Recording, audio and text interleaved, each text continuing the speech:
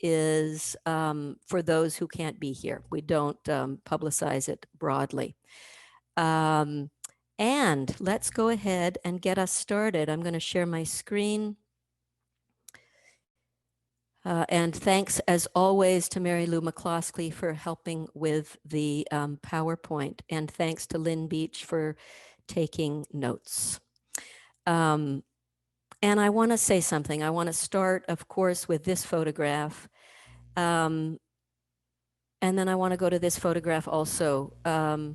This is the photograph of Representative Andy Kim, who started a very strong national resistance group after the 2016 elections, and then ended up running for representative of New Jersey in 2018.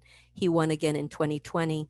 He tells an extraordinary story of on this Wednesday, having voted to affirm the votes and walking out for the first time into the rotunda and having his heart broken by what it looked like. He is the child of Korean immigrants. This is the most beautiful building in the world to him.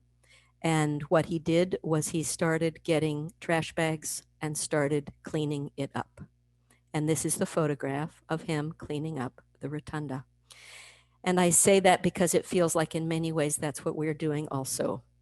And there have been so many times this year, it feels like that we have met and held victory and encouragement in the same hand as sorrow. We've done that a lot of times this year. And I just want to acknowledge that we're doing that in many ways today also. We have so many things to celebrate. And I know that for lots of us, our hearts are very heavy with sorrow for what happened on Wednesday and what is happening on the edges of our democracy also. So I want to say that by way of acknowledgement before we dive in. And here we go. We are going to look at the agenda.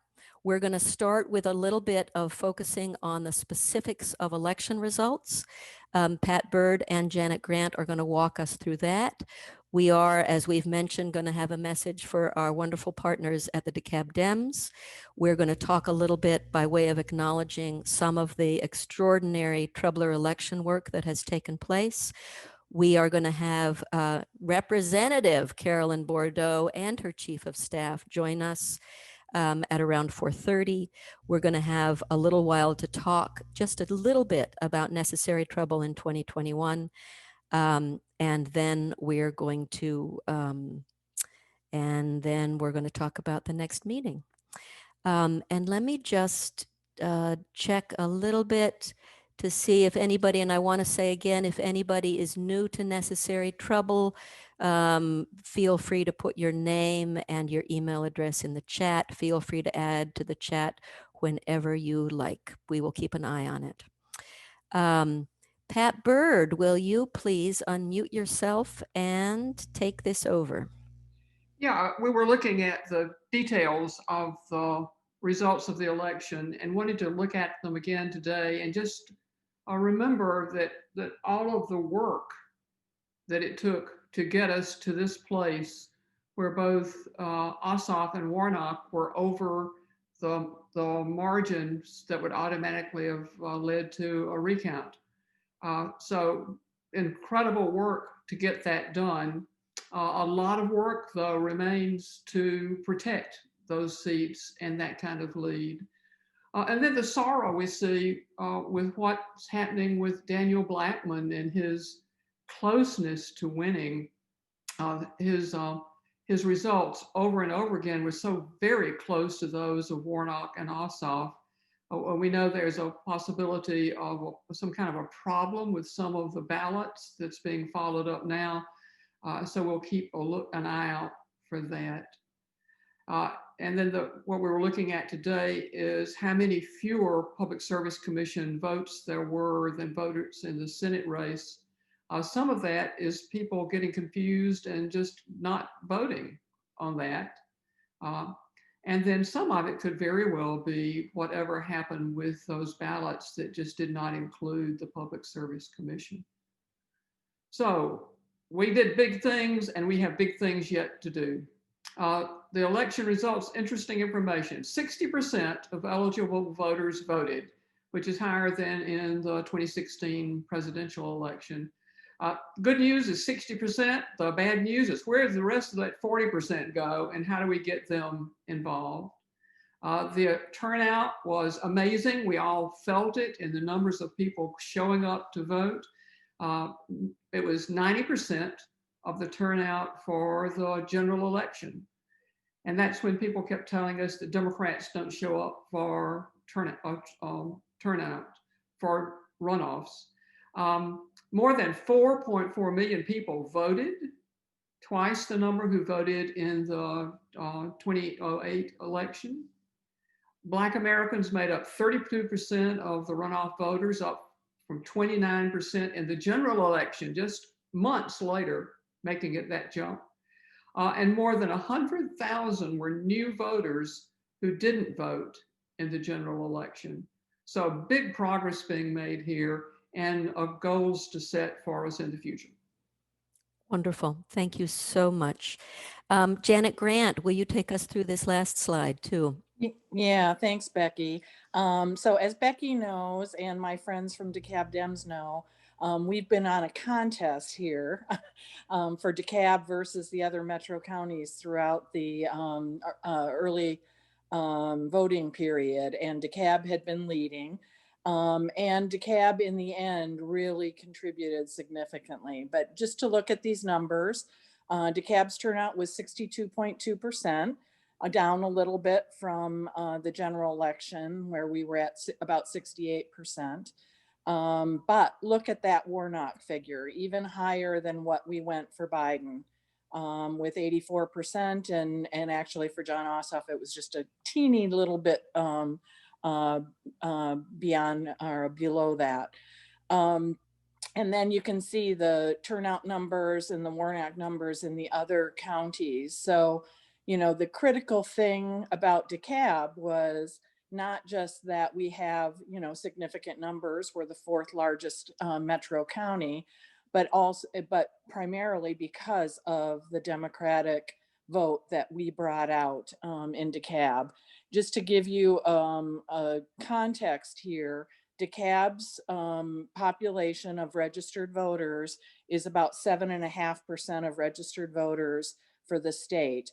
And we turned out a vote for Warnock at almost 13% of the statewide total. So we contributed in a major way. We knew that we were going to have that responsibility, and we're thrilled to have delivered. And I know we're going to go now to hear a little bit more from our great leaders, Karen and Karen, about how we did that. Wonderful. Thank you so much. And before we turn it over to Karen Davenport and Karen Mixon, let me also just say a couple of things that during the during the general, we gave a whole lot of love to Gwinnett County. That 3 of our 4 candidates that we supported in the specifically were Gwinnett. So we poured love into Gwinnett. And we also made the decision that in the runoff that we were going to kind of hook our wagon to the DeKalb Dems for a lot of reasons. And some was the bench strength of their organization. They were so incredibly well organized for this runoff. Some of it was very early on before any other county. They were lifting up Daniel Blackman at a time when others were not. And it just felt like DeKalb was going to be so crucial to this runoff. And so we are very grateful. And I also wanted to, again, for those just coming on, give particular shout outs to those of our troublers who were so key in interacting with the DeKalb Dems, Janet Grant, Paula Anderson, who did so much in terms of getting us walk lists. And again, a shout out to Rosea Shepard for being so high on the list of making phone calls for DeKalb. So on that front, let me turn this over to Karen Mixon, who is the vice chair of the DeKalb Dems, and Karen Davenport, who is the head of their GOTV committee, and knowing that all the leadership there, they crushed this effort. So thank you guys so much. And let me turn it over to whichever of you would like to go first. All right. Karen, do you want to go first or do you want me to go first? You're muted. All right, I'll go first. How about that? Okay, so wow. Necessary Trouble was so crucial to getting us off the ground because you were so early in supporting us. You allowed us to budget and to build out our staff, to do everything. You gave us the room, and the timing was critical. And I don't know if anybody knows what the Emily and Emily's List stands for, but it stands for early money is like yeast. And that's what it was for us. Your money just brought us to astronomical heights. The ref code for Necessary Trouble, in the end, you ended up donating $42,207 from Necessary Trouble alone. So yes, Necessary Trouble, that ref code was the single largest contribution that we received in this runoff. You have a big part in this victory. So we cannot thank you enough. And thank you to Margie from Marching Buddies, Adam from First Thursday, Bruce from Avondale Action, all of you. Just and then our members that overlap, Janet, Paula, Rosea, and of course Becky and Pat.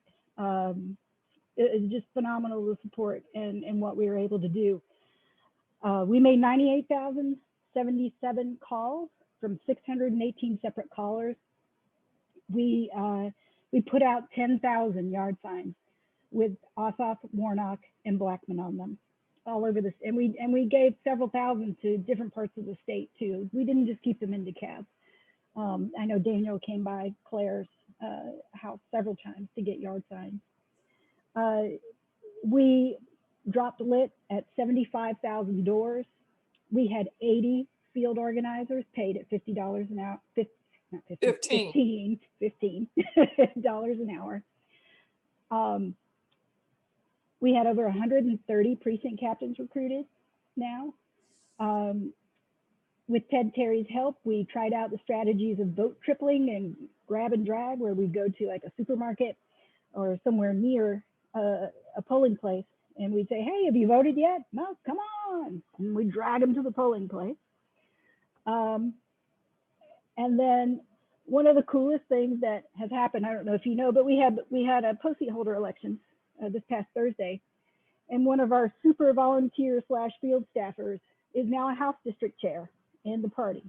So and I couldn't be more thrilled with that, because the people who are doing the work need to be the people who are making the decisions and driving the direction of the party. So you will, one more thing with in terms of Daniel. I got this from Anna Bramowitz. Statewide, Blackman got 97% of Ossoff's vote and 96.2% of Warnock's vote. But in DeKalb County, Blackman got 98.2% of Ossoff's vote and 97.6% of Warnock's vote. And we think that does have to do with the fact that we went ahead and declared as a political committee under the FEC and decided to go with the 3 names on the sign with all of them. And if that had been done all over the state, he probably would have narrowly won his race. Yeah, exactly.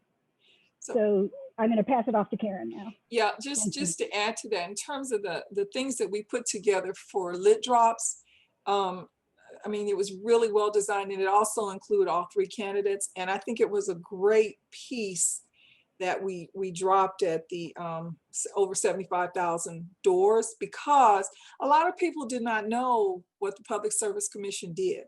And this format put out that really educated the people in DeKalb why this is an important position and why it needs to be something that we need to be knowledgeable of and vote for.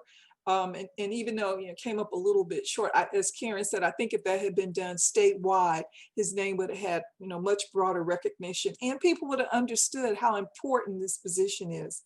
I think in addition to some of the things that Karen mentioned that I kind of want to spotlight, you know, after you gave us this financial start, we really began to organize even at a greater perspective. And we met every day from when the election was over until the runoff was over as a team. And we consistently met for an hour, hour and a half every day to talk about, okay, this is what we need to do. This is where we need to put our focus. This is where we need to put signs. This is what we need to do to really maximize the area, the people that we were talking to. We really did a lot of coordinating with different ethnic communities. We worked with the Ethiopian, Eritrean, I'm probably saying it wrong, the Latinx and the AAPI communities, and coordinated with them with information that was being passed out. We made robocalls with two of our legislators, Zoma Lopez and Larry Johnson, and we put those out throughout the whole county. And we think that was really, really important. We phone banked over thousands of people in that. And we coordinated with a lot of other groups. We coordinated with some line warming groups.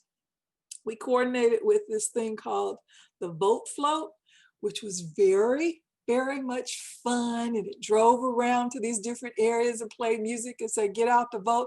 But it was great. It was a great activity, a great ability to sort of, we focused on areas where we had low voter turnout, and, you know, people came out, showed their signs and asked, well, tell me where to go vote. So that was really, really a good perspective. We really coordinated with, actually, we coordinated with a lot of groups that were outside of the state, because one of our primary goals was we wanted to coordinate as much as possible with the state Democratic Party. With Janet did a great job, so making sure we weren't calling the same people, saying the same thing, which really irritates people. And we also coordinated with lots of organizations that wanted to send postcards. We sent over 300,000 postcards.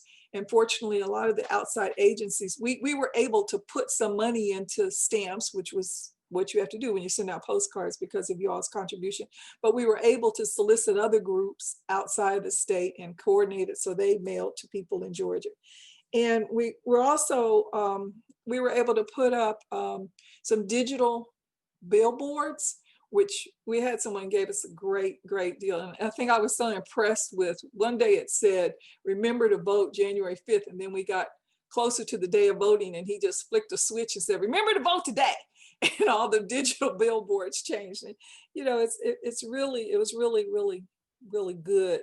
And we were able to solicit volunteers who, because of the platforms that we had set up, we were able to email like over 9,000 people just in a couple of minutes and encourage them to do certain things. And we were also able to use platforms that were able to remind people and encourage people about, you know, telling other folks to vote and that type of thing. So as Karen mentioned earlier, your group was instrumental in getting us started, giving us that startup money. And because of that, we were able to pull in. A lot of people sent us money after they saw it online or after they saw it, you know, in an email. And believe me, that made a big difference.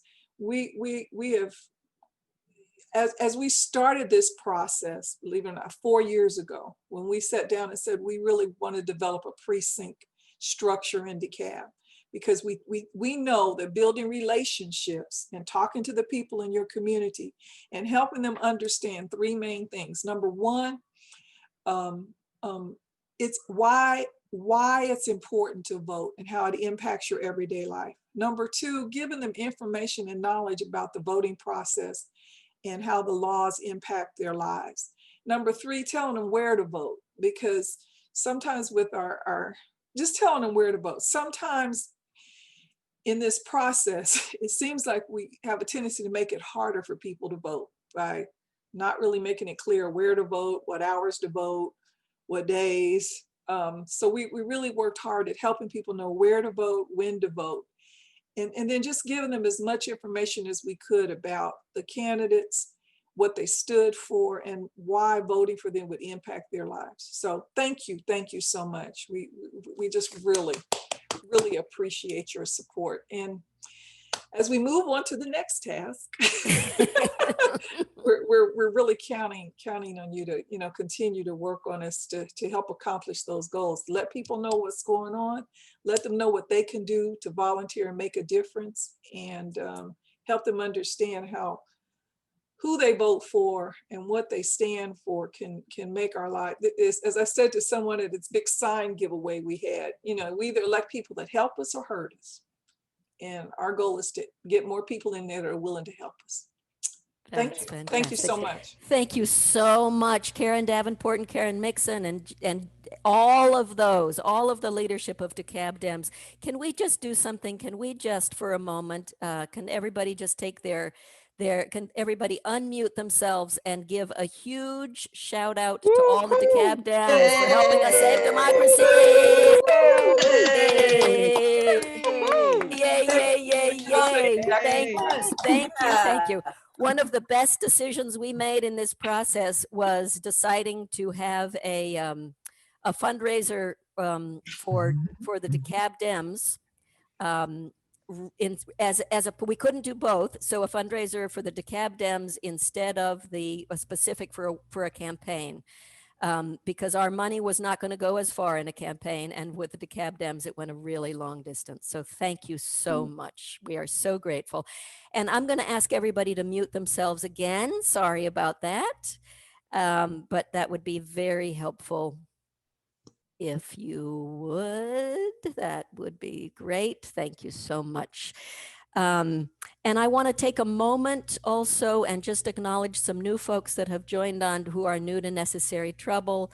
And since we've had a number of people join just in the last 10 minutes, if you are new to Necessary Trouble, if you have not been at a meeting before, if you would put your name and email address in the chat, we would love to just know and pay attention to your arrival. And Mary Cochran, big shout out. Thank you so much for joining. And I just also, I think we have someone else who is new to Necessary Trouble. Vershel, I see you there. Thank you so much for joining us. If you would just put your email address in, we are so happy to have you. And here's what I would love to just spend a few minutes doing before we are joined by Carolyn Bourdeaux and her chief of staff. I am very cognizant that this particular victory really is at the feet of Stacey Abrams, and also of all the organizations, primarily, honestly, led by women of color and Black activists who have been working for this effort for decades and decades and decades. And so much gratitude. And I feel like what we were able to do was step in kind of as the rear guard. And I also want to acknowledge the tremendous work that Necessary Trouble and everybody in here has done over the past 4 years, but also especially the past 8 years. Beyond gratitude for that. And what I would love to do is, we just have a few minutes to do this, but I would love, I know that lots of you have done so many different kinds of work. What I would be very grateful for is if you would just put in the chat what piece of work you have done that has been most meaningful, right? Just the single piece of work that you did. I know lots of you did hundreds of things. Put the piece that has been most meaningful into the chat. I would be very, very grateful. So hotline, voter protection hotline, line warming. Oh, in Florida, working on the Spanish language hotline, the hotline, ballot curing, lots of ballot curing, postcards, hotline, poll watching, Rita, thank you, ballot rescue, thank you, Ted, the county captain for the DPG. We had several folks that were county voter protection captains, postcards, ballot cures. Oh, Madeline, working with alumni to write letters and postcards to get out the vote. Knocking doors for the runoff. Yay, rock on Karen McCowan. more line warming, texting, vote tripling into cab. Margaret Blackman, who has never met a stranger. Ballot box update. Absolutely, there was a lot of work that Troublers did for updating the ballot boxes, helping DPG assign volunteers to poll watch, more voter protection hotline, lit drop, ballot curing, talking to total strangers about GOTV. Thank you. And Linda, I loved my weekly chats with 8 small Georgia County election offices. And again, more texting, phone calls, poll working. Tara Doyle shepherding the provisional list runners, which was a hugely important piece that was done right at the very end, about 15 troublers coordinated by Pat doing that. Wow, we have 55 more. So we're going to come back to these towards the end. I want to really encourage people to read it, to just look at how much work is in the chat and how much work has gone on. Robin with a lawyer cavalry, the sign placing, the door-to-door canvassing, the poll managing. We had poll managers and poll workers. Thank you, Necessary Trouble, for all the work that you have done and your piece in helping us save democracy. And thank you so much. And I have just noticed that Carolyn Bourdeaux and her chief of staff, Richard Carbo, are in the house.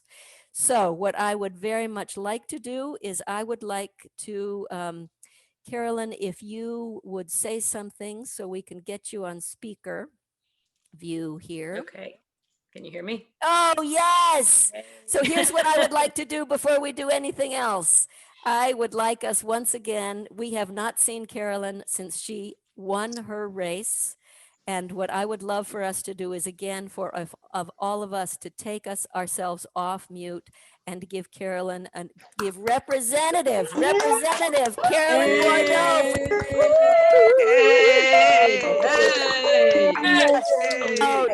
We love you, Carolyn, and you rocked it. So, thank you so much. And now I'm going to go ahead and pin you, and I'm going to turn this over to you. And if everybody else would mute yourselves. Well, thank you so much, Becky. It is an absolute delight to be here. Let me introduce my Chief of Staff, Richard Carbo, who is on here somewhere. There are lots of screens, of course, so I can't see him. I'm here though. But Richard is coming from worked for John Barrow for a while, then left, and he's from Louisiana, and so worked for Bell Edwards. The governor there was his deputy chief of staff and his campaign manager, so has this amazing mix of political and policy experience, and has worked in Georgia, which is really, really good to have. So we're really, really thrilled to have him. And Richard, let me introduce you to the most powerful group of volunteers, or one of them, in the state of Georgia. This amazing group of women have been one of the driving forces for really putting Georgia on the map. And I want to congratulate all of us on flipping 2, not 1, but 2 Senate seats. The entire nation, I can assure you, is grateful to what we have done, and will be more grateful as they realize now we'll be able to appropriately address things like COVID and try to get the situation under control. So I don't have any particular prepared remarks, but want to thank you all for being very, very involved in my campaign and my race, and the amazing progress that we made, which included not only flipping the 7th, but putting Georgia in play, flipping it for Joe Biden and Kamala Harris, and then these 2 Senate seats. And we have made just extraordinary progress. We have a lot of work to do. I tell everybody we now have a fragile coalition, a fragile toehold here in Georgia that we need to continue to amplify. We need to continue to invite people into this community that is committed to positive change in our nation, in our state, to reform of our democracy, to addressing healthcare, education, transportation, climate change. You know, we all have think, a pretty clear shared set of values. We believe in diversity and inclusion, and that we are very proud to be a part of a diverse coalition, and that is front and center. And so I kind of roughed out for my staff a set of major issues that we want to try to tackle. And of course, COVID is the overarching theme. We have to deal with that. That was not something I intended to run on. That's just the crisis, a really serious crisis that we face at this moment. But, you know, we have healthcare, we have investment in transportation with a really important focus on investing in the infrastructure that will help us deal with climate change. We need to deal with issues of racial injustice and inequity. We need to reform our democracy. Something I care about is, I don't know that I've talked to you all about this so much, but, you know, fiscal responsibility, that we do this in a way that recognizes that there are trade-offs, and that we do things in a way that really guards the taxpayer's dollar. So those are some of the really essential issues. Immigration reform is another one that we want to try to tackle going forward here. But I've had a very dramatic first week, so I'm sure some of you all want to know a little bit about what we've been doing and what happened. So I was sworn in last Sunday. And as I was being sworn in, of course, my text and Twitter feed and everything like that was blowing up over the president calling Raffensperger to try to pressure him into changing the outcome of the election, and caught on tape doing that. So that was kind of day one. My election was challenged briefly by a Republican who actually was making an intellectually honest point. He was pointing out to his Republican colleagues that they couldn't seat themselves in an election that they thought was fraudulent for the president. It was the same voters, the same systems, the same machines that had elected them. And if they're going to challenge the presidential election, they couldn't themselves legitimately take office. So anyway, it was an interesting and dramatic moment, but I got sworn in. And then we turned around, we had the Senate races. So I was up all night on Tuesday night, probably like many of you, watching those results and hitting refresh, and doing some press and things like that, waiting to see what was going to happen there. And that was an amazing evening. So we were riding that high on Wednesday, but we were going in. So my first floor speech was going to be to defend the Electoral College votes from Georgia, because we have a president who has just absolutely lied. I mean, not that we didn't see that coming, but I mean, just fabricated election irregularities that simply don't exist, and that the Republican leadership of Georgia, who are not friends of Democrats, try as they might, could come up with no way to try to justify what he was doing. And so, you know, despite everything, they had to certify the election and you know, followed the law. So anyway, so we were going to go to the floor of the House to defend Georgia's votes. And while we were there working on my statement, all of a sudden we start to see on the TV that the mob is moving towards the Capitol. And you know, I'm on text threads. The way everybody communicates apparently in Washington is through texting. And I have these massive text threads. There's like all the freshman members of Congress on a big text thread, and then a number of other groups of different members of Congress. And so I started to get these notices that, you know, they were having to take shelter in the House gallery, and that there were shots being fired. And you know, shortly around that time, we all get a text to take cover. And so, you know, we locked up everything, went to a secure spot, and we're sitting there, you know, in the dark. We were able to see what was happening on the TV. Of course, it was playing silently, and watching what was unfolding, not but a couple hundred yards from us. And it was a very tough moment. And I pretty much right off the bat, we recognized that, you know, the president was really complicit in this. He had incited the mob. But the darkest and most terrifying moment was when Richard actually told me that the leadership of the House and Senate had requested help from the National Guard, and the president had turned them down. And that was one of those moments where, these mobs were streaming through the Capitol halls. We now know that probably, these Capitol police officers had been beaten so badly, one died. And that, the president was basically okay with that. So anyway, so we called for his impeachment pretty much right off the bat. Probably have seen that in the Atlanta Journal-Constitution. I've been doing a lot of talking about that. And I don't know how we have a democracy if we don't have accountability for this. It is unbelievable. It's basically the president asking a violent mob to attack the US government itself. And if the pictures we've since seen are quite chilling of people with flex cuffs and AR-15s roaming the halls of the Capitol with social media, having posted on social media that they were going to do harm to leadership of the House and the Senate and to members of Congress. So we're in a real accountability moment. I'm actually coming right off of a call with all the other freshmen members of Congress, Democratic freshmen, where we are talking about how quickly the House can respond. I think most of us are completely unified that we want to see the impeachment proceedings go through swiftly.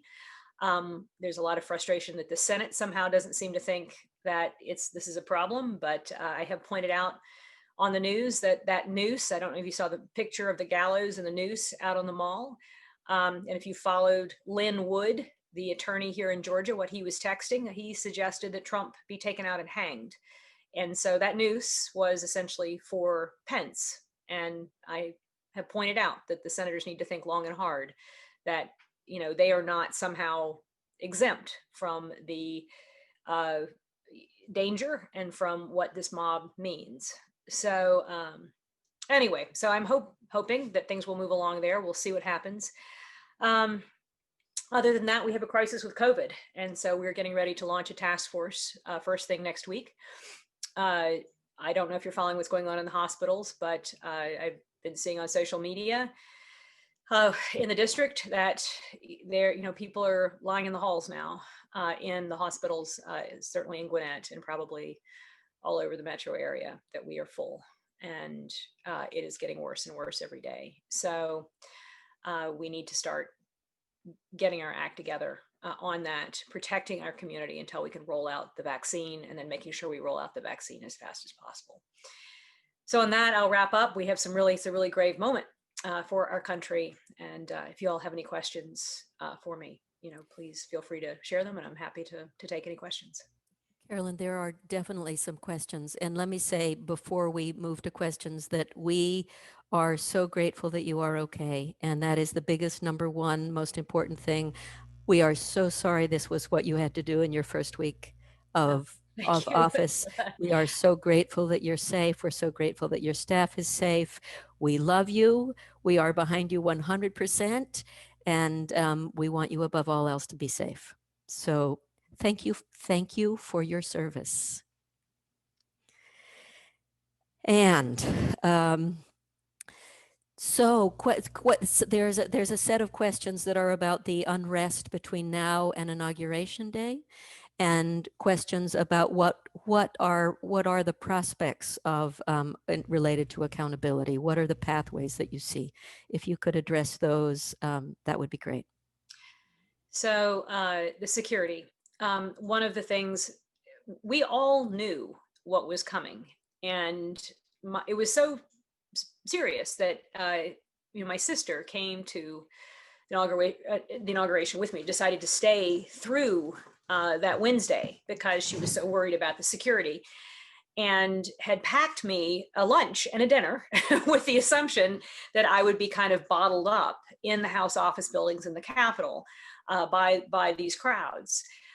So it was not that every single one of us was, we all weren't aware that this threat was there. And in fact, I and others had raised these concerns with the leadership of the House to see what, were they prepared? And they thought they were. And I just got off this briefing with Zoe Lofgren, who is the chair of House Administration, the Democratic chair, and she said she had sat down, she had had a briefing with the head of the Capitol Police, and he had basically just lied to her about how prepared they were.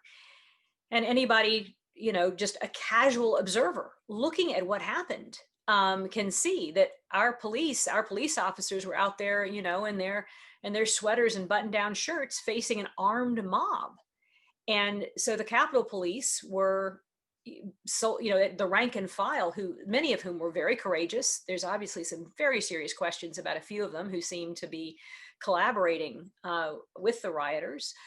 But many of them were just put in an impossible situation. They had to back up. They were facing people who had bear spray, who had guns, who had knives, who had sharpened poles, and they didn't have any riot gear. They didn't have any shields or helmets or anything. So they were very swiftly overrun. And anybody, even us, with a casual eye, I don't know anything that deep about security, could see that, the rioters, the protesters, any other protest, we stopped them well away from our key public buildings. You can't get that close to the White House. They've got a massive fence around it. And so anyway, so clearly it was a complete disaster. And everybody is investigating and trying to just scramble to do it as fast as possible, to try to get the security shored up for this coming week, as well as for inauguration. So definitely people are working on it, working around the clock on it. But our challenge is that I think all of us have lost confidence in the Capitol Police and in all of our different agencies that provide security.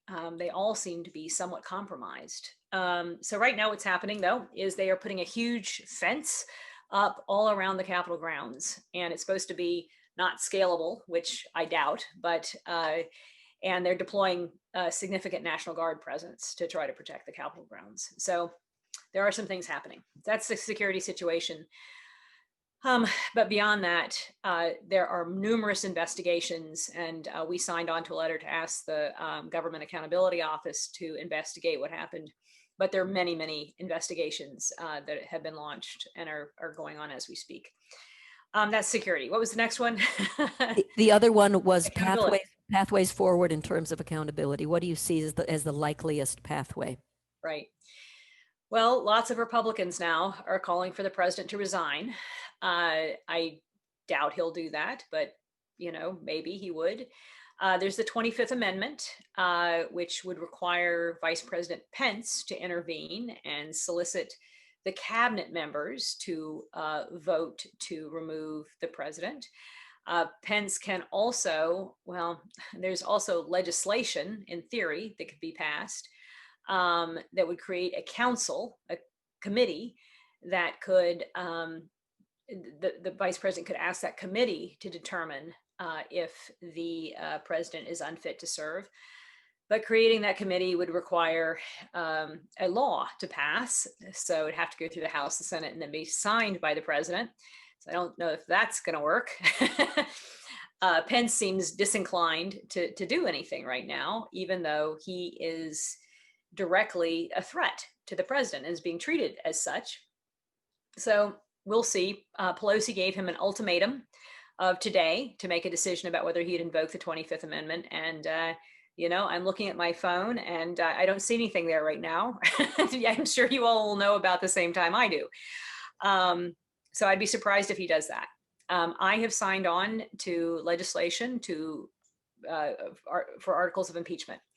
And those articles are really simple. It's basically says the president incited an insurrection and to overturn the election for the president of the United States. And it actually cites, I'm very proud or pleased, it's not proud, but pleased that they have put in there the Georgia situation where he tried to threaten the Secretary of State to get him to change the vote. And so this is just a continuum of spreading lies and false information about the election, trying to force public officials to overturn the election. And then using these lies to incite a violent mob to come and attack the Capitol. So that is all in the articles of impeachment. I expect it to move through the House quite quickly. I think there are around 200 co-sponsors right now in this legislation. So we're really close to getting the full Democratic caucus signed on. I know that people have started reaching out to some of the more moderate Republicans. And the word that I've gotten so far is that they are in a really, they're afraid for their lives right now. So some of those Republicans who voted to certify the election, voted against the objections, are facing some real serious threats to their families. And so they themselves are trying to figure out what they're going to do. So that's happening also at the same time. So the expectation is that the articles of impeachment will be voted on in the US House by Tuesday or Wednesday of this week. And then the Senate. And the Senate, is Mitch McConnell, and he is delaying. We'll have to see. I think the senators I see them starting to feel the pressure one after the next. We have seen several of them go on the news shows this morning and say the president should step down immediately. But it just remains to be seen whether they will roll up fast enough. I don't have a huge amount of confidence that they will, but they should. And it is all of them, even the Republicans whose lives are on the line with this. And it is, of course, our democracy that is absolutely on the line with this. Even if it doesn't pass quickly, I think it's kind of an open question, but I would like to see us pursue it all the way through to the end. And there should be very serious sanctions for this president. He's broken the law, it appears, of Georgia and at the federal level around elections and soliciting an elections official to change the election results is absolutely illegal. And then on top of that, there's no question in my mind that, he was, one, incited the mob, but then two, as the Capitol, the US Capitol, was under attack, refused to defend it. And so there has to be some kind of accountability for that. And we will keep on pursuing that until that happens, whether it's immediately or later. Okay, thank you. Thank you, Carolyn. We are so glad you're there. Thank you so much. Let me get a couple of questions in that is more about kind of governing and going forward, right? What you really thought you'd be doing. Yes. Two related questions. One is you are both a progressive. We know that completely. And you are also a pragmatist. The Democrats have a very razor thin margin. One part of this question is, how do you walk both of those? How do you walk being a progressive and also passing legislation? And Robin Shahar is asking, is there a willingness in terms of centrist Republicans to work collaboratively with Democrats? Can you address somehow both of those issues? Yes. So yes, there is. And one of the important things that's happened, and I'm trying to do it, it's been challenging with both COVID and all of these other problems, but to reach out to the freshman Republicans and try to build some relationships there. And while we were hunkered down in the while waiting for the riots to end, one of the Republican freshmen gave me a call and asked if I was okay and checked in and, reiterated that she really wanted to work together and that she was going to vote to certify the election, even at, some political cost to herself, because she thought that was the right thing to do.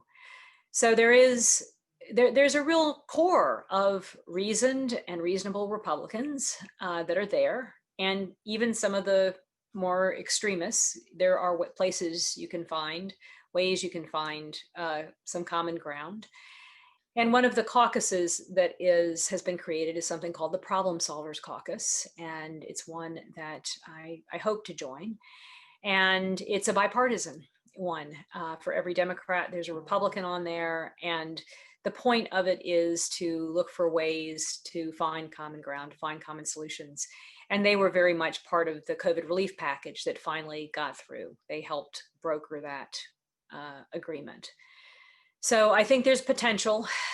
We need to get past this moment of crisis. And I hope this will actually be a moment of unity. I hope the Republicans will come on and come help us deal with this moment of crisis. But it's certainly, it's hard to figure out how to work in bipartisan fashion at this particular moment when we have to defend the democracy. So. Yeah, wonderful. Thank you. Here's also a question Pat is asking. We helped elect you, and we very much want you, we want to help you be successful. And this is really probably a question both for you and for Richard. What can we do to help you? What is, and unfortunately, most of us are not in your district, right? But we very much want you to be successful, and we are hard workers. So are there any things that in particular that you or your staff, are there ways that we can be, what ways can we be most useful to you?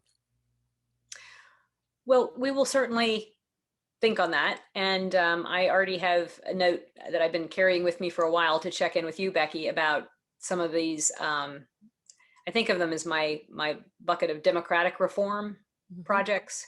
It looks like the Georgia legislature is going to try to undermine or repeal the no excused absentee ballots, as well as do other really anti-democratic things. And so I want to work with my folks on the ground to see what's happening at the state level, and then see if we have some federal levers to try to address those issues. We now have senators. We have the potential to do a couple things. One is nonpartisan redistricting, which I would like to push hard on in the House and see if we can't get that through. The other is this sort of elections reform, which would include requiring states to offer no excuse absentee ballots. There's also HR 1, which is campaign finance reform. So all of that, I'm not saying it's going to be easy. We're still very, very closely divided, operating under very fine margins. But I think we have a fighting shot at doing those things. Wonderful. And I want to work with you on that, certainly. And of course, the campaign will continue. We still have got to turn around. We have a very fragile, kind of toehold now, or coalition. We've built these gains in Georgia, and now we have to deepen and make these stronger. And so we're going to be working on that over the course of the next 2 years. Wonderful. There's also several questions related to the John Lewis Voting Rights Act, HR 1, and how much at the federal level you can do to help protect election integrity at the state level. And can you just say one more thing about that, about Sure. How much at the federal level you can do in terms of the state level issues? Sure. Well, in terms of the Voting Rights Act, so that is one of the first pieces of legislation I want to co-sponsor. Right. I've ended up co-sponsoring articles of impeachment that, but I think that was necessary. But it hasn't been introduced yet. And Richard can vouch for me that pretty much every other day I ask, what is the status of that legislation and where is it and who is going to introduce it? It's very true. Very true. Thank you, Richard. I've talked to Nikema. I'm like, Nikema, go introduce it, because I do think it needs to be, someone from the Black community pushing it, right, and being the lead on it. And so I'm like, Nikema, how's it coming? You got it? and so we're reaching out, though, to try to see what's happening on that and how we can lend a shoulder, to help push that effort forward. In terms of the state level, yes. So I'm going to find out, but I suspect that we do have some say over how federal elections are administered. Well, I know we do. And that if you don't want to have to do something separate for the state and separate for the federal, it helps, it influences, right, what happens at the state level.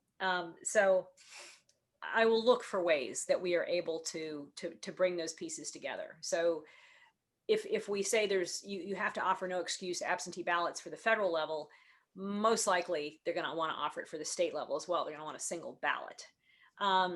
So I think things like that, we will have a lot of influence on some of the state level elections practices. But like campaign finance, we won't be able to affect that most likely. But, you know, again, the state campaign finance laws are somewhat adjacent. They work at somewhat adjacent to the federal laws. Trying to think about other issues like that. The Voting Rights Act, of course, would trump the state laws. And so, you know, things pertaining that are kind of within that jurisdiction. The voter ID laws, those were things that were passed in Georgia once they didn't have to contend with the Voting Rights Act anymore. Precinct closures, you know, lots of things like that will fall under the purview of the Voting Rights Act if we can get that passed again. Wonderful. And Richard Carbo has just put in the district director of Arthur Tripp. Richard, do you want to add anything of ways that we can be helpful to you or to Arthur Tripp at the district level? You have a big army here of us. So really, yeah, any thoughts you want to add? Yeah, so I just put Arthur's email address in there. If you scroll up a little bit further, I put my email address. I think, you know, we all are going to be leaning on you guys a lot. We're building out our staff right now, but it's our intention to be in regular communication with you, let you know what the Congresswoman's going to be doing up here in DC and how you can help. But at the same time, I think Arthur and I are in the same boat that more information about what's going on back in Georgia when we're stuck up here in DC is always helpful. So please feel free anytime to shoot me a note, shoot Arthur a note, and we'll do our best to respond right away. And if there are things that the Congresswoman should be working on or you'd like her to look into, she has a very busy schedule, but we can work it in there to make sure she knows what's going on the ground. So please don't hesitate to ever reach out. That's wonderful. And I will say, you all are boots on the ground. The campaign doesn't really end. Also, you know, we're going to be turning around.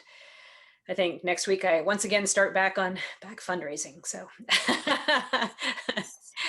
I see Robert Hahn asking white legislators should fix voting rights. Why black legislators? In honor of the legacy of John Lewis, right? In honor of that legacy, I think it's important that we are allies and we are supporting. But that's an area for the Black community to be leaders on those issues. Carolyn, thank you so much. Anything we can do for you? Have you gotten a vaccination? That is what I would like to know. Oh, yes, I did start down that path. I hope all of you all are signing up as fast as conceivably possible to get a vaccination. It was something of a tough choice for me because I am so deeply worried about the community and the teachers and, you know, many people who really need one quickly. But it just became apparent that my exposure was going to be so high, and it has been, and it will continue to be, just with what's happening in Washington. So I did do that, but we are going to turn around. We're launching first thing next week a COVID task force, and want to work on getting that vaccine out to as many people as possible, as fast as possible. And I just want to end with, I really love you all. I so appreciate all you have done, and I so look forward to sitting in your living room again someday soon, and talking about what we have done and what we are going to do going forward. Carolyn, thank you so much. Congresswoman Bourdeaux, thank you so much. Richard, thank you for helping her. And can we just do one more thing? Can we all take ourselves off mute again and give a huge round of applause to Congresswoman Bourdeaux?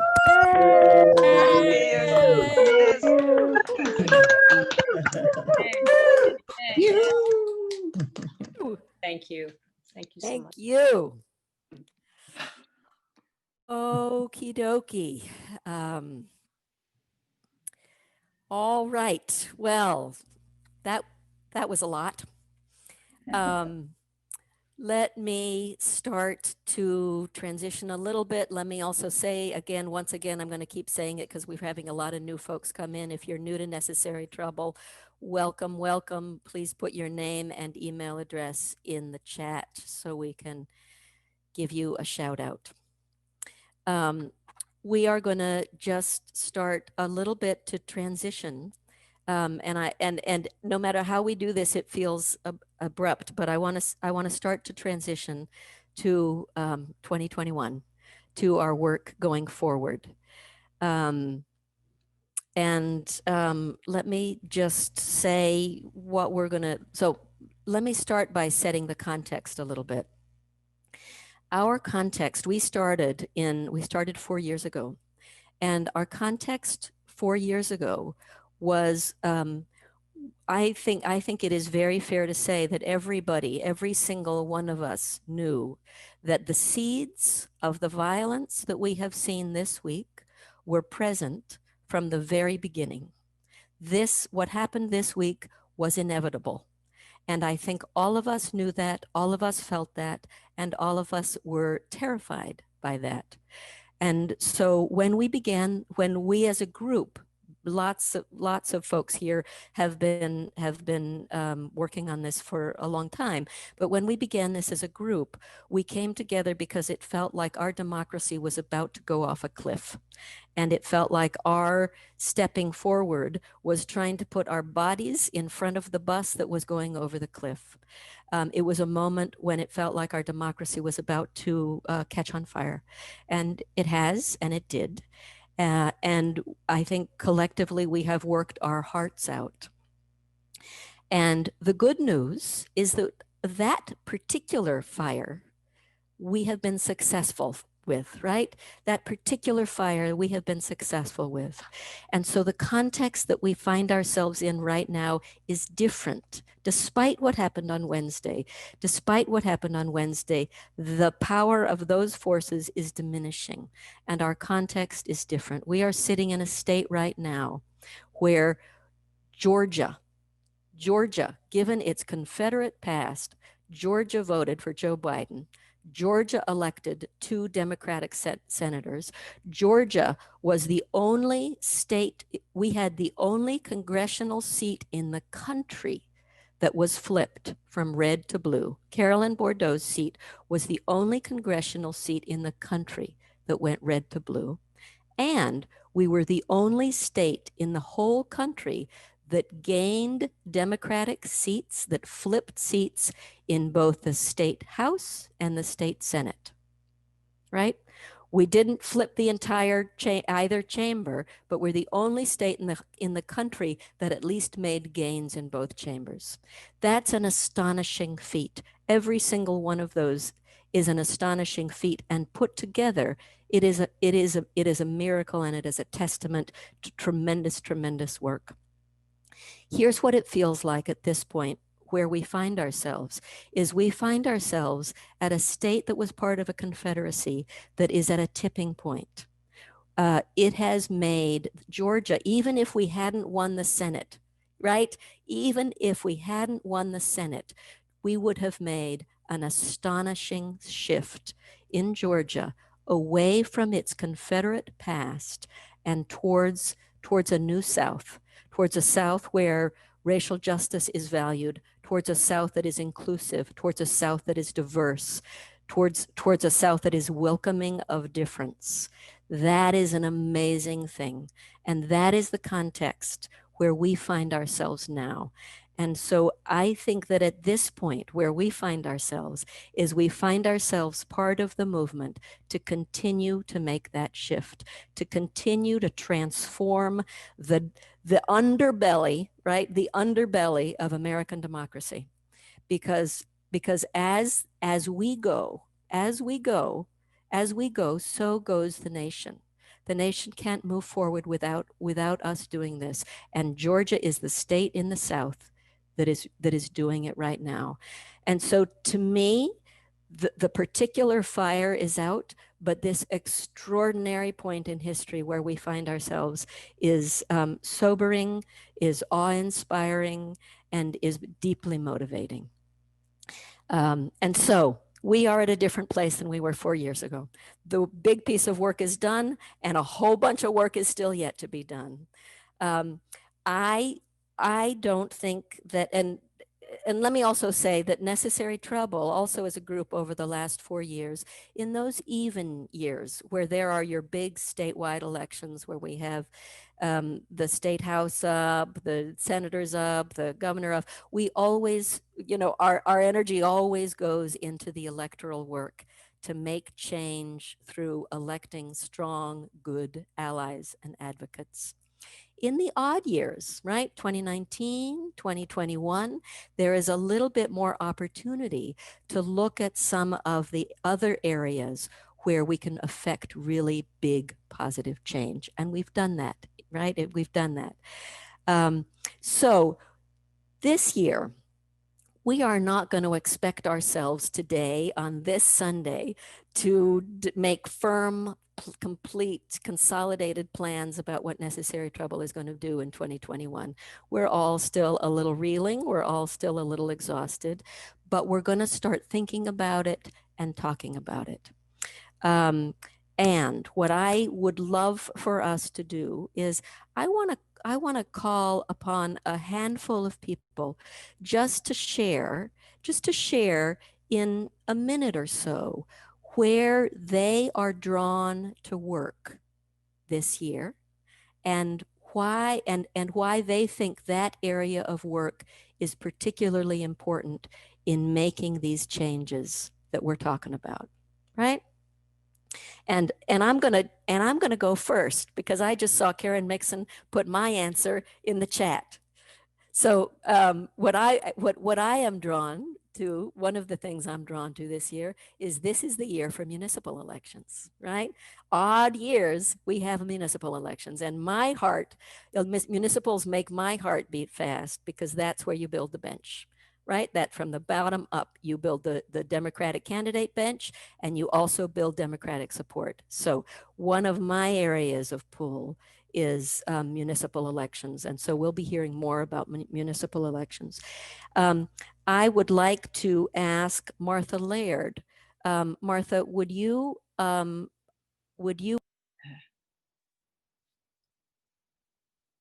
What? Becky. Sorry. Martha, I was just saying, would you unmute yourself? And would you give us just a minute or two about what's the area of work you are interested in and why is it important in making this change that we're describing? Yes. Well, I've been most interested in fighting voter suppression for the last 2 years, ever since 2018, that when I got on the hotline the first time, and that is still my area of passion. And the reason is because that's the way I know right now to do something about racism and white supremacy, because voter suppression is targeted at people of color. And I'm tired of it, and I've had enough, and I know they have. And that's so it's the racism. It's a pressure point for me to fight racism. Thank you very much. Yeah. Rosea Shepherd, would you unmute yourself and would you just tell us a minute or two about where you are drawn to work this year and why it's so important in the work that we're describing? So I hope Stacy runs for governor. So that's 2022, but it begins a lot earlier than that. So my first commitment, the moment that she declares, which might very well be this year, is to do whatever I can with my relationship with Fair Fight to make sure that the blue that you have told us about really sticks. And if we have her in the White House, in the governor's mansion, instead of Kemp, it will stick. Now, there is the caveat, well, what if Biden picks her off for some glorious position? What if she doesn't run? Then I'm with Martha. I think that the single most important thing during what I'll call a breather year, like we have one, is to fight voter suppression, which I believe is the best way in the state of Georgia to fight racial repression. Thank you, Rosea. Pat Bird, would you just say something about what work you are drawn to this year and why it's important in terms of making the change we're describing? I've been thinking a lot about what lies behind achieving all those things that we're talking about voter suppression and the changes. And then I heard former Attorney General Eric Holder give a presentation. And one of the things he said was, get the power and then use the damn power. Right? And I started thinking, okay, how do we in the grassroots do that? And so that's where I want to look is perhaps it's through helping Carolyn and our electeds. Perhaps it's through working with the DeKalb Dems to help them. Perhaps it's through identifying and helping progressive candidates. Perhaps it's through voter registration. But how do we advance our having enough power to make those changes? Okay, thank you, Pat. Karen McCowan, would you unmute yourself and give us a minute or two about where your work is going to be this year and why it matters? Absolutely. And it actually fits with the theme of voter suppression, because what my task is going to be this year is going to focus on redistricting. As most of you know, this being the time for the decade, every once in a decade redrawing of electoral maps in Georgia, that's going to be happening this year. And while we have, I'm hoping, a good foundation with the recent victories in Georgia, in the Senate and at the federal level, the presidential race, Carolyn's race, we unfortunately did not flip the Georgia House as we had hoped we could, even though we gained a couple of seats there. So we need the public and we need people to be involved and be aware of redistricting. I am working with Fair Districts Georgia. And many of you know that organization. This is our year. We have some exciting things happening. We are partnering with the Princeton Gerrymandering Project, which is working in other states as well to do benchmarking and evaluation of proposed maps. And so there's going to be a lot happening. It's going to be important. I'm going to put the website address in the chat, but if you're interested in that, please just shoot me a note there. Fantastic. And let me say that we're going to be coming back to everybody with lots of these issues, actually doing some strong recruitment.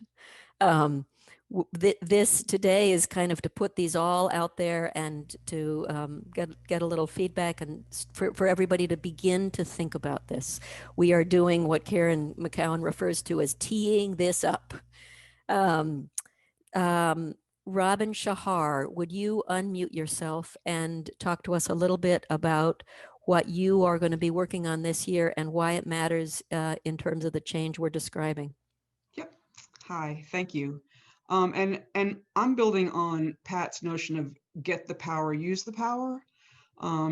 We had worked as part of the Criminal Justice Reform Committee to help move reform by getting progressives elected into the roles of DA and sheriff. We made progress there. And what excites me is the idea of looking at best practices from around the country, particularly in terms of progressive DA roles, and bringing those ideas to folks who are now in power, seeing if we can get them to adopt some of these policies, track their success, and perhaps if they are successful, try to expand the use of those policies more broadly in Georgia. And why I think that's important is because people don't want to be the first to sort of leap into the water. But if these progressives can show that this, in fact, helps recidivism, that people are more successful with reentry, that how it works to have wraparound services and why that's successful, I think that we can make a lot of progress by having those folks as the leaders and proving with statistics that it is financially and from a human perspective, humane and financially sound. Wonderful. Thank you very much, Robin. Nicoletta, would you unmute yourself and say a little bit about what you are finding yourself drawn to do this year and why it matters in terms of the changes we're describing? This year, I would like to sort of return to immigration reform and to the work that we were doing with El Refugio. El Refugio not only does work with the folks at Stewart, providing support and visitations, which of course that has not been possible beginning in March, but also El Refugio works with lawyers and some organizations for immigration reform. And to me, that ties into social justice. I don't think we can have social justice without immigration reform. Also, I would like to continue the work with El Refugio in terms of supporting the detainees, which is through now a pen pal program where you can write because we can't visit, and also financial support, of course, for all the work, the different layered work that El Refugio does, among which is also buying phone cards for the detainees. So. Wonderful. Thank you very much. And a reminder also that lots of the work that some of the work that Necessary Trouble does, we do by kind of hooking our wagon to other organizations when we can that are already involved in that work. And then there are some areas where we actually take the lead in certain pieces of the work. And so my expectation is that we will be doing all of that in the coming year. And I'm wondering, Rosmance, are you, could you unmute yourself? Are you there? Yes, I'm here. Would you just say a minute about what you're drawn to do in this coming year and why it matters in the change, in terms of the change that we're describing? Well, I'm very drawn to moving at the long term and deeper level, and following in Rosea's direction of integrating our group and thereby creating a group culture which we can share, in which African American, Black, brown folk will feel welcomed.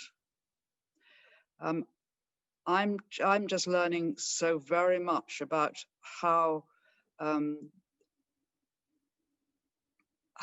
all the hidden attitudes and behaviors really take very deep personal work as well as group work. But I'm also convinced by what we've started that by doing it in a group, that can connect outside the group.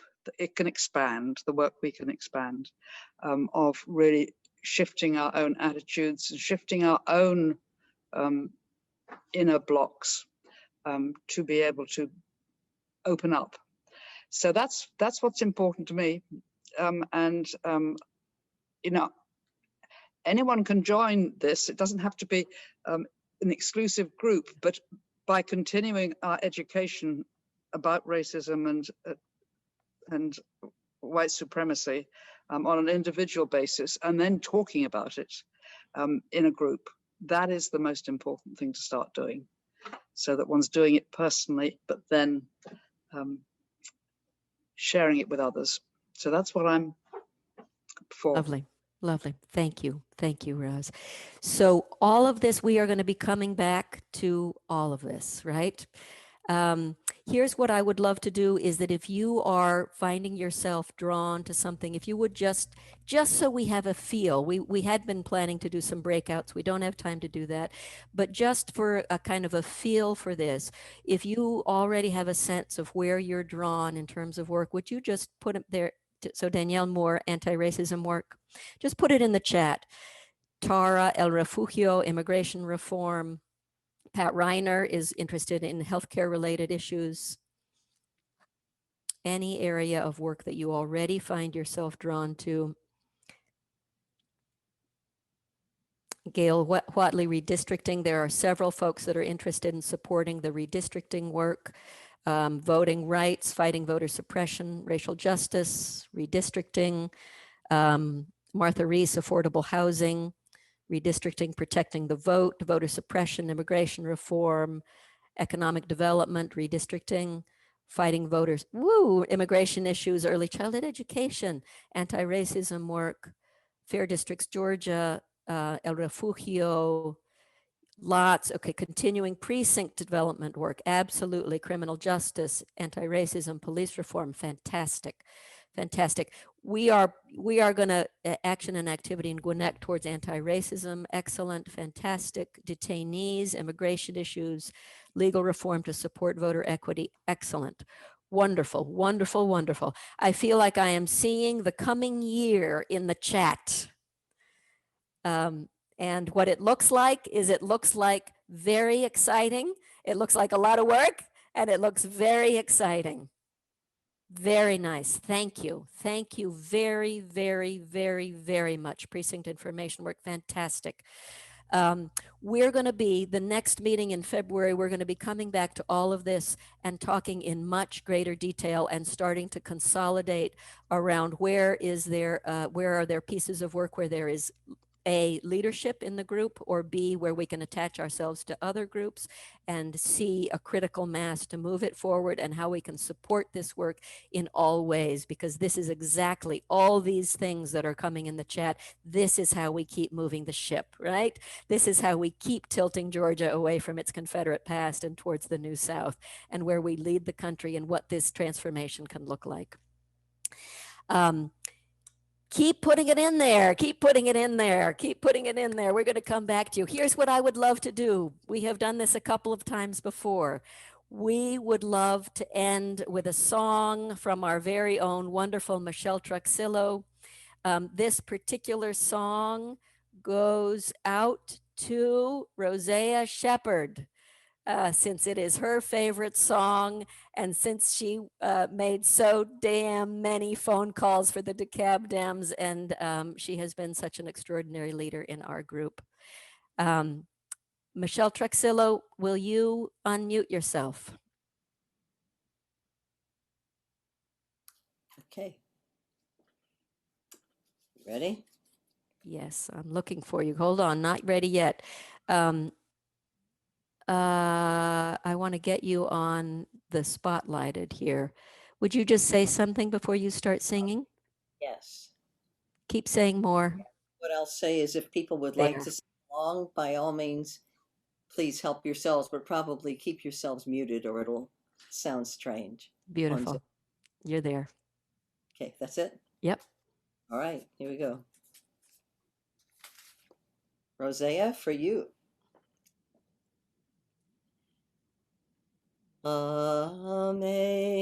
Amazing grace, how sweet the sound that saved a wretch like me.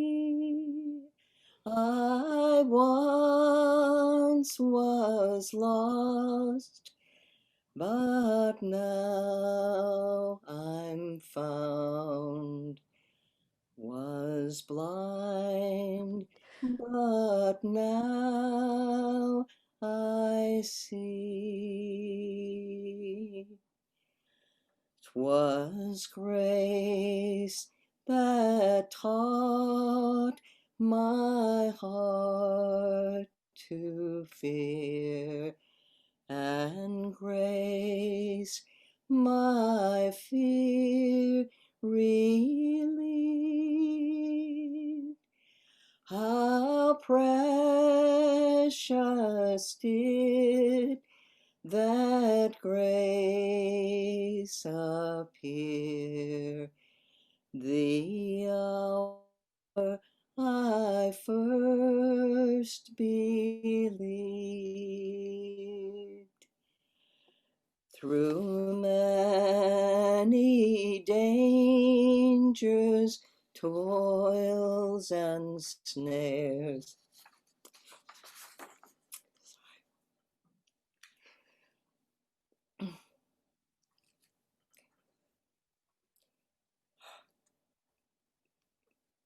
we have already come. 'Twas grace that brought us safe so far, and grace that will lead us home. Can we just all take ourselves off mute, and how about a huge shout you. out Thank for Thank you. Thank you. for Thank Michelle, you. for Thank you. Rosea, Thank for you. Grace, for the grace of this Beautiful. group. Beautiful. Beautiful. You're so Beautiful. Thank you, Beautiful. Becky. So together we go forward, right? This is what we do, a reminder that we have two pillars of work. That's And right. one is our fierce tenacity and the other is love. And we carry them forward in as one. And we meet again on Sunday, February 21st. And we will be sending out updates about the General Assembly. We haven't mentioned the General Assembly, but it starts next week. And we will be in close touch about that. And we're hoping that Molly Perry will keep us a little bit posted, even though we promise not to work her to a nub. Or not. And actually, Molly, can we also say, are you? I know we know that you were the treasurer for Carolyn's campaign. Do you want to say anything about what you'll be doing going forward? Hopefully we'll transition from the campaign side to the district office side. I've talked to Arthur Tripp, the district director, and Richard Carbo about working part-time, kind of remotely from the district office on specific casework. So as I close down what I've been doing on the campaign side and payroll and everything by the end of January, I hope that I'll be plugged in a little bit more with her staff. And I hope that I can bring, kind of be a conduit if I can. I know, Becky, you are as well, but if there's other things that I can help with, I would be glad to do that. Wonderful. Thank you, Molly. And thank you for in advance and you can set your own limits about the Georgia Assembly. I was just half joking there, but so anyway, let's do this one more time. Let's take ourselves off mute. I love you so much, and I am so grateful for every single person and for how hard everybody has worked for the past 4 years, for the past decades, for the past 9 months, for the past week and a half. May all blessings rain upon all of you. And how about one last hooting and hollering for Michelle for that song? Michelle! Michelle! Rosea! Yay! Thank you. I'm Becky and Thank you. Yes. And thank you to our DeKalb Dem friends who have stuck with us. We love you also, and we will be together going forward. Yes. Bravo, bravo, bravo. And we'll see you in February. Yes. Thank you. Bye. Thank you. Bye. Bye. Take care, everybody. Bye. Bye. Boy, I needed that.